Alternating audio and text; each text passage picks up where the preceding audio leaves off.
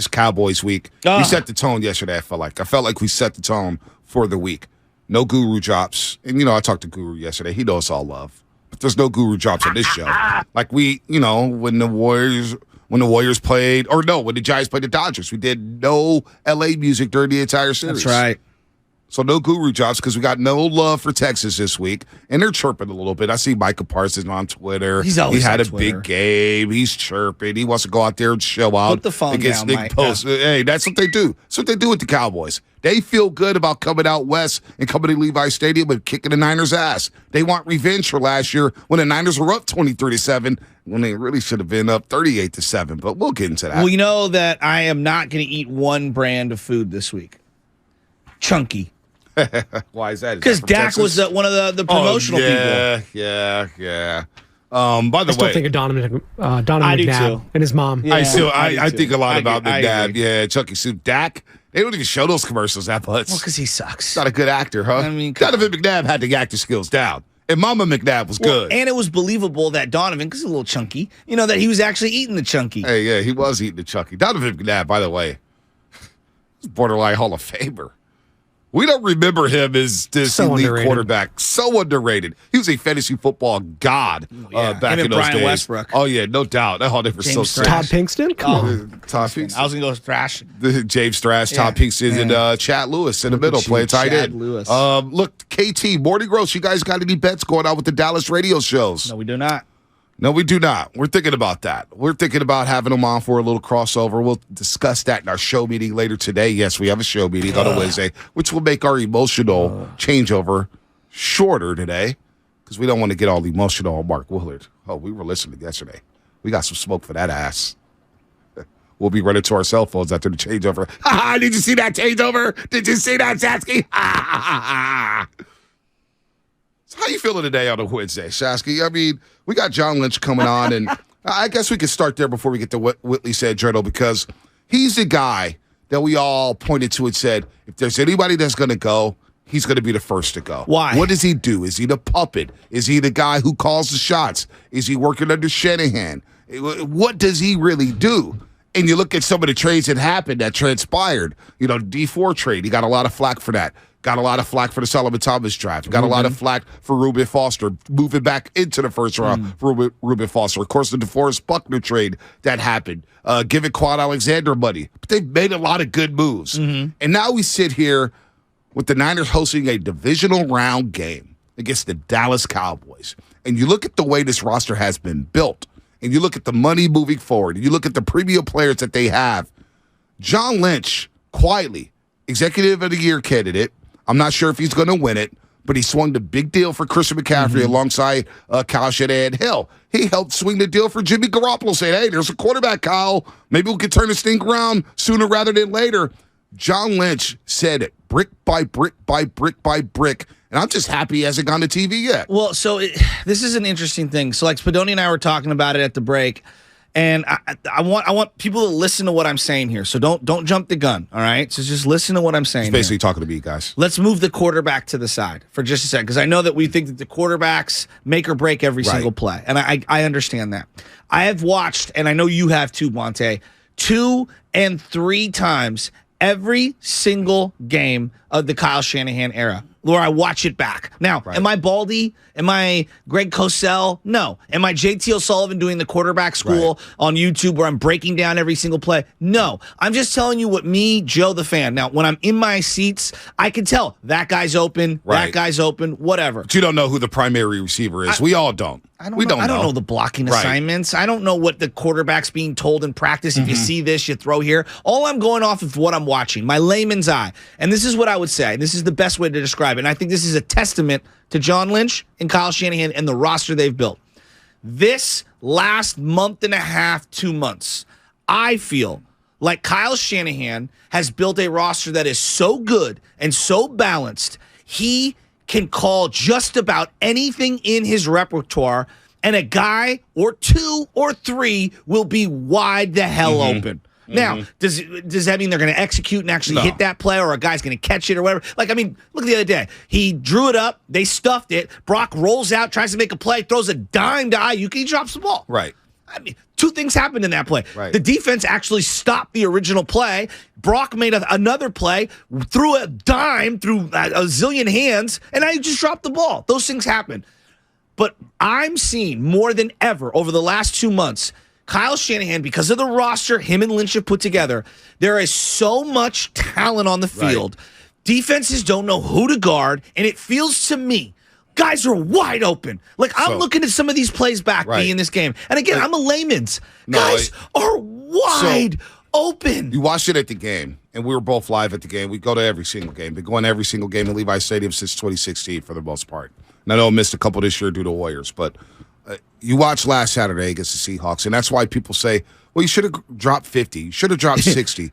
Because everybody's yelling, oh, my God, he's wide open. Wide open. Debo, Ayuk, Kittle, you name it, deep routes. And Shanahan has been in his bag. But together, Lynch and Shanahan in this roster, from where they started in 2017, and I go back to the image of them walking off the field, of Shanahan and Robert Saleh, that is, walking off the field at Lumen Field in Seattle. They had just lost 12-9. They lost by 3, and I thought, you know what? That was a spirited effort against Seattle. I thought they were going to go up there and get blown out. Eric Armstead had a big day. Buckner had a big day. I was like, you know what? I'll take that loss. But their faces. Yes. And then hearing Lynch later on that week, and then the way they lost 5 straight games by 3 points or less, and I was like, maybe they're going to turn this thing around sooner rather than later. They have no talent right now. And they had built this thing, as Lynch said, brick by brick to the roster that we have now. 3 of the last 4 years they've been in the playoffs. 2 of the last 4 years they've been to the NFC Championship game. One of those years they've been to the Super Bowl. But you look at the way they keep stacking talent, and the way they draft in the middle rounds. I mean, that is so underrated. Fred Warner Jr., George Kittle. You talk about Talanoa Hufanga. Right. I mean, you pick up Drake Jackson later in the draft. Monte, what about the most important part of their offense right now that no one's talking about? Look, the weapons are there. Right. What about Burford and Banks? Yeah, unbelievable. And the patience to stick with Aaron Banks. When we all said, oh, my God, he's a bust second round. Year. Oh, my God, what is he doing? He started. And we haven't mentioned his name once. At all. And he's been phenomenal. And then they swung the mid-round trade. This is the other trade they don't get any for Trent Williams. Yep. That's a game changer. Look, B, I love Joe Staley. You love Joe Staley. 49er fans love Joe Staley. His place in 49er lore is cemented. I thought he was one of the best left tackles I'd ever seen. Now, I watched Trent Williams, and this is not a knock on Joe Staley at all. Trent is one of the best left tackles the league has ever seen. Yep. Which is a wild sentence to say. Because even in our own division, we saw big Walter Jones. We've seen Orlando Pace. I mean, we've seen some monster left tackles. Baltimore, you saw Jonathan Ogden for years, who I wanted with the 49ers in 96. Trent Williams is as good, if not better, than all of those guys, depending on what you're asking him to do. The point that I'm getting at is the personnel on the offense is as good as I can remember a Niner team ever having. And I'm going back to the 80s. I mean, they're loaded because you have Deebo Samuel, who may not be the best pure white receiver. He's just a football player. He's just a baller. He's just a great football I just call him a baller, right? Yes. He's a baller. They identify Deebo at the Senior Bowl. They take him in the second round. The rest is history. You give him a contract extension. Last year, he has one of the best offensive seasons we've ever seen in the NFL. This year was a down year. He still had 1,000 all-purpose yards. Yeah, and I'll take that. And he's a threat. And then balls out in the Seahawks game in the wild card round to say, hey, remember me? I'm Deebo Samuel. I'm a top 20 player in this league. You know what I'm saying? So you get that. You take George Kittle late in the 5th round, right? You take Elijah Mitchell. And Kittle might break all your tight end records. He may. If he's healthy, he may. I mean, the run he's on, coming into the Seattle game, 7 touchdowns in the last 4 weeks. All of a sudden, George Kittle's unlocked. And all of a sudden, we're speaking about George Kittle the same way we're speaking about Travis Kelce. Did you think that we saw the best of Kittle up until this year? Like, maybe he's on the click down. I was concerned. I was too. Midway through the year, and we didn't discuss this on air. Maybe we did off air. I was like, they may trade Kittle this year. There's a lot of tight ends coming into the draft. There's that Brock Bowers from Georgia can't come out until after next season. He's crazy. Napa. He's going to be a first-round pick. But I was just thinking, maybe they trade George Kittle. Well, now his body felt like it was betraying him. It was. But now, all of a sudden, he doesn't have to do so much in the passing game because you got all these other weapons. And then you make the big boy move for CMC. And that's one underrated thing about John Lynch and Kyle Shanahan that we always say, man, swing for the home run. We always want the Giants to swing big, right? Yeah. We want them to swing big for Juan Soto. Well, the Warriors, they always swing big, right? Whether it's Kevin Durant signing them in free agency or exploring every option. The Niners quietly have swung big for a lot of moves. They all haven't worked out. Jerick McKinnon didn't work out. Quan Alexander worked out for maybe 8 games. Then he gets hurt. They trade him next year and they pivot, right? They trade him to the Saints. D Ford, we all said, oh man, second round picking all that money. Well, when D Ford was healthy, it worked out. Problem is, he can't stay healthy. What about Trevarius Ward this year? That was a big leap of faith. Big leap. How many people were like, yeah, get me the best corner coming out of Kansas City? They signed him. We were like, okay. Yeah, we'll see. Okay. And I think a lot of Niner fans have PTSD from Nate Clements. And yeah, no doubt. No doubt. You know what I mean? Like, oh, you're the best corner available. We'll give you a ton of money. And, he's been pretty damn good, if not great, this year for the team. Yes, yeah. So, John Lynch, and I can't wait to talk to him at 8 o'clock about this season. I mean, to pull that big boy move this year, it really flipped the season. And it was funny because, look, we take a lot of credit for the CMC stuff, for bringing it up and all that, Shasky. But it was funny, like, when they were 2-4, I believe. They win a game. And we were talking about the NFC.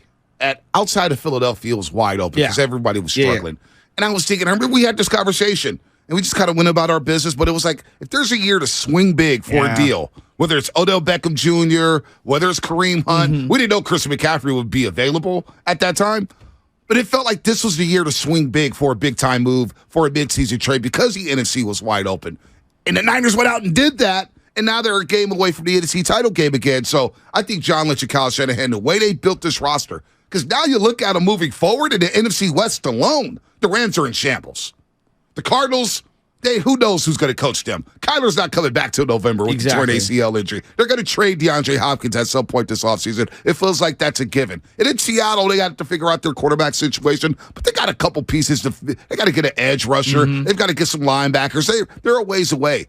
They have put the Niners in position to dominate this division and dominate this conference for the foreseeable future, and they get credit for that. Absolutely, they get credit for that. They've built an absolute bully. And the thing that I'm most marvel at is how quickly the team has changed dramatically from year to year, even though you've been competitive. And yet I look up today and like, okay, year 6, everyone, year 6. This is the best team they've built. And it's very, very different from the 2019 team. So different. Very different. The CMC thing, let me ask you this question. How many coaches would be able to maximize CMC the way Shanahan is? Not many. Brian Daboll, maybe. Andy Reid? Andy Reid, no doubt. I mean, it's a short list, right? It's a short Can we list, agree? very short list. It's a short list. Very short. Like, I think that's the one thing that, like, I heard a lot of people say, well, now that they've acquired CMC, I don't want to hear about formations and what you can do. You got to show it to me. I feel like they've squeezed the CMC as a player on the field to either, impact his own statistics or others. They've squeezed that lemon for every drop. I mean, and he has a very team-friendly contract for the foreseeable future. It's very team-friendly. It's one of the great trades in Bay history. It's Bay Area history, maybe NFL history. Now, you got the Herschel Walker deal for the Dallas Cowboys where they get all these picks back and they turn them into Troy Aikman. There was a loophole there because when you release certain players, you get an automatic first-round pick. That was the rule back then. Yep. That Herschel Walker trade, Jimmy Johnson read the fine print. If you go back and look at the details. He worked out. Yeah, it's not like a normal trade. But it's one of the big signature trades that jump-started the Dallas Cowboys dynasty in the early 90s.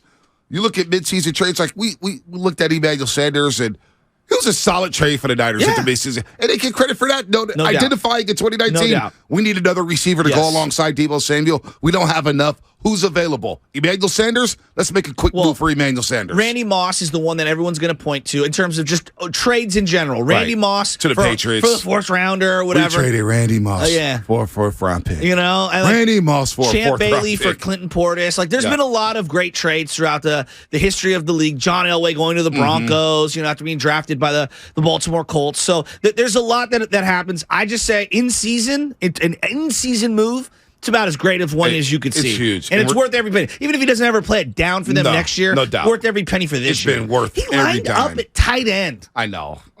He's They split him out on a wide receiver. I'm watching, there's this alert play, quote-unquote alert, where it's an RPO. You can run pass option. And Brock just does like a little quick step back, stops, turns, pivots, throws through the second window, and CMC just makes a catch. I'm thinking, how many running backs in the history of the game can do what he just did there? He's Marshall Faulk 2.0. 100%. He's Reggie Bush. Maybe not with all the wiggle. He's what I thought Reggie Bush would be. He's not with all the wiggle, but no, that's a good point. And now I go back to that day when they did trade for him, and we did that show. All right, we got clock. Sorry. We go back to that show on that Friday. That excitement that we have for Christian McCaffrey. But Credit John Lynch, credit Kyle Shanahan for that. We got a break here. You heard the clock.